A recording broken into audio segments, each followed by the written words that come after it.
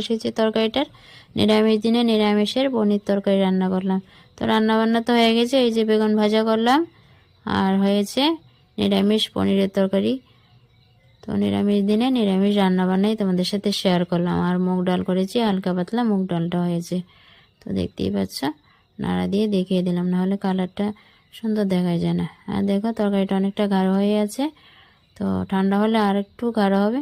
তো নাড়াচাড়া দিয়ে ঠান্ডা করে নিচ্ছি। তো এখন হালকা পাতলা দেখা যাচ্ছে, কিন্তু ঠান্ডা হয়ে ঝোলটা আর একটু ঘন হবে। আর খেতে বেশ ভালো হয়েছিল। তো এই ছিল বন্ধুরা দুপুরে রান্নাবান্না। তো বন্ধুরা দেখো, রান্নাবান্না সেরে দেখলাম কি রোদ্র উঠেছে, তাড়াতাড়ি করে অনেকগুলি কাপড় ভিজালাম।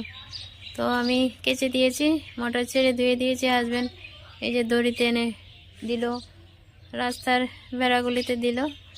তো দিয়ে উল্টে পাল্টে এখন শুকিয়ে আনছে। তো অনেকটাই শুকিয়ে গেছে, অনেকগুলি হালকা